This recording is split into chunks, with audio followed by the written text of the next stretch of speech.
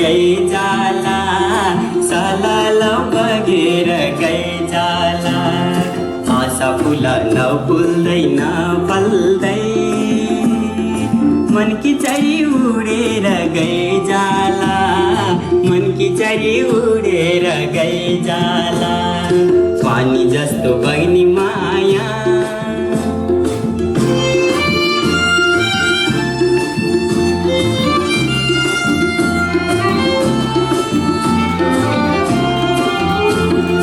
जस्तै बादल गडकिन्छ उस्तै मन धड्किन्छ जस्तै बादल गडकिन्छ उस्तै मन धड्किन्छ मायाको सम्झना आउँदा दिल मेरो धड्किन्छ मायाको सम्झना आउँदा दिल मेरो धड्किन्छ पानी जस्तो बग्ने माया सलल बगेर गइजाला सलल बगेर गइजाला आशा फुलन फुल्दैन फल्दै मनकी चरी उडेर गइजाला मनकी चरी उडेर गइजाला पानी जस्तो बग्ने माया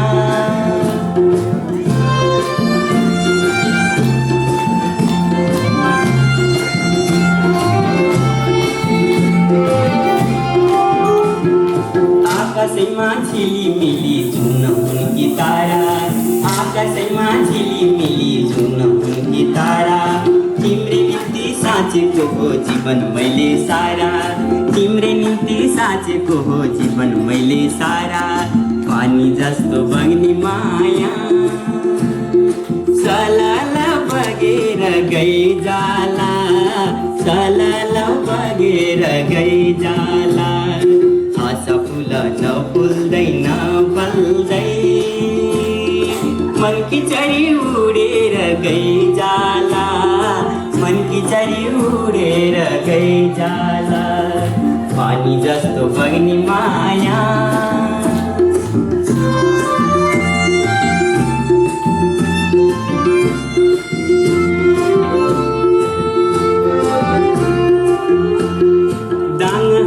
देउकुरीमा झप्की पर्यो धान दाङ हैन देउकुरीमा झप्की पर्यो धान जोबन फर्की आउने छैन मैले भने मान जोबन फर्की आउने छैन मैले भने मान पानी जस्तो बग्ने माया सलल बगेर गइजाला सलल बगेर गइजाला आशा फुलन फुल्दैन फल्दै मनकी चरी उडेर गइजाला मनकी चरी उडेर गइजाला पानी जस्तो बग्ने माया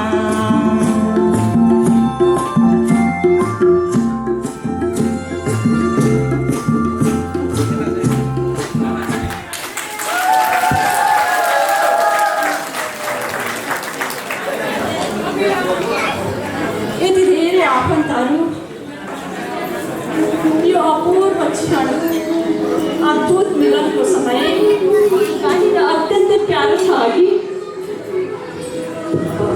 अत्यन्त भावपूर्ण सबैको स्नेहले हामीमाथि नै अनि जस्तो लाग्छ यस्तो अपूर्व यस्तो खुसीको दिन अत्यन्त खुसी भएको त्यही त हामी बाहिर यसरी रमाइरहेका छौँ वास्तवमा त्यो पानी जस्तो बग्ने माया बगेर गइहाल्छ त्यो ईश्वरले दिएको छोटो समय चिप्लिहाल्छ त्यसैले यसको महत्त्वलाई हामीले कति बुझेका छौँ वास्तवमा हामी नेपालीहरूले मात्रै बुझेका छौँ प्रेमको महासागरमै समष्टिलाई रटाउन हाल्न सकिन्छ त्यो ज्ञान हामीलाई छैन त सखी त्यसैले बिस्तारै बस एकैछिन शान्त बसौँ न सबैजना आवाज बन्द गरौँ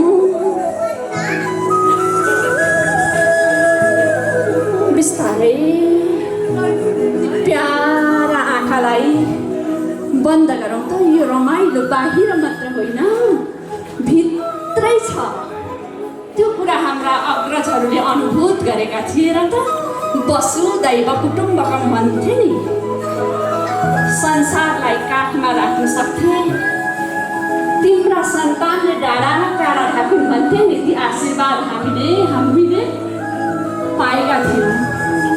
हेर त प्रिय सखी, मेरी बाल सखी, आफूभित्रको प्रेम कसरी फैलिएको छ हेर त। हामीभित्रको शान्तिलाई हामीले छाम्न सकेका छौँ कि छैनौँ? आँखा बन्द गरौँ न, हेरौँ। यो प्रेम र यो शान्तिले नै विश्वमा भएको अहिलेको असहज परिस्थितिलाई सहज बनाउन सक्छ। प्रेम, श्रद्धा र भक्तिले मात्र समष्टिमा रहेका समस्याहरूलाई समाधान गर्न सक्छ। त्यसैले त हेर साथी, हामी अत्यन्तै सौभाग्यशाली छौँ। अगस्त 15लाई नेपाल एकल देश नेपालले प्रस्ताव गरेको र विश्वका 147 राष्ट्रहरूले समर्थन गरेर विश्व आरोग्य दिवस भनेर घोषणा गरिएको छ। त्यसैले अब हामीले हामीभित्रको आरोग्यतालाई खोज्नुपर्छ। याद गरौँ त, यो जिम्मेवारी हामीसँगै छ। विश्व मानवलाई आरोग्यता दिने, शान्ति र प्रेमको महासागरमा समट्ने जिम्मा हामी नेपालीकै छ।